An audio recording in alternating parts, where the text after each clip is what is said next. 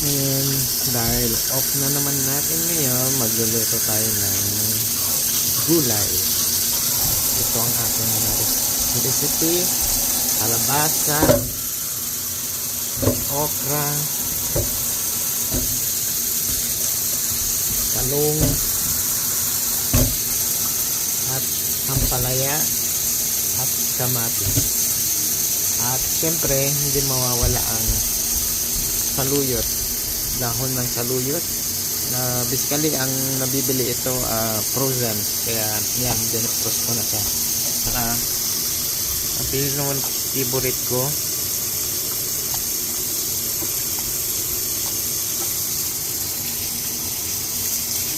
ayan, ugasan natin siyang mabuti.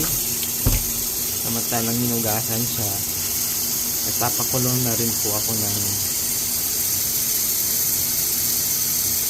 mainit na tubig. Ayan. So, una, pinakuloan ko muna yung kalabasa hanggang sa lumambot po siya. Tapos, lalagyan ko na siya ng ayan, salted fish sauce. Ayan, nabibili yan sa mga Filipino restaurant dito, grocery. Ayan, kumukulo na.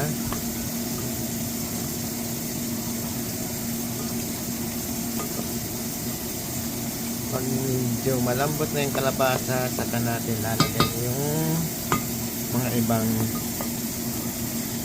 gulay natin. So ayan mga kakabsat, malambot na po yung kalabasa.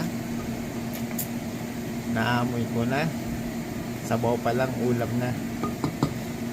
So pwede na natin ihalo yung mga ibang gulay natin.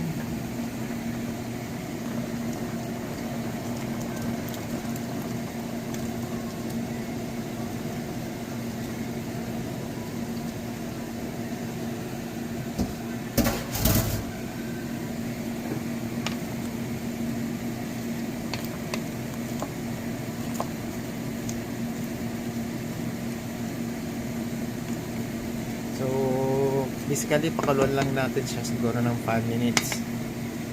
Okay. Ayan, malapit na siya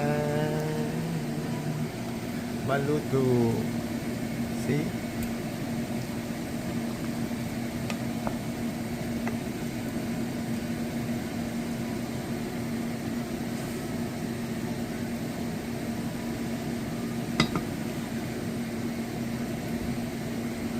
Pagkatapos niyan, lalagay kong sahog yung yan,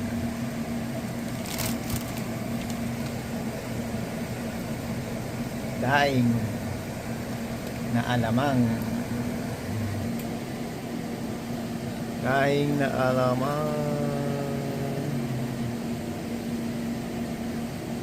pero konti lang.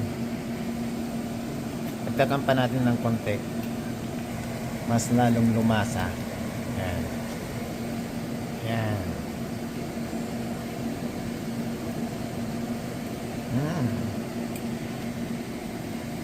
Panalo.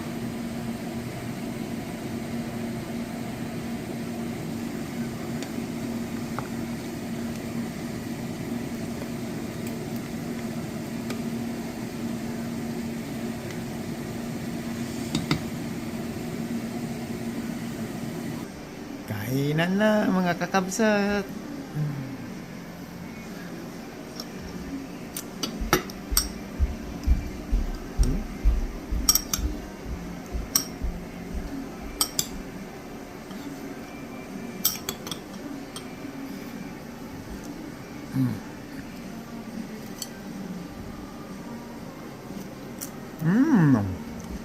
Sarap.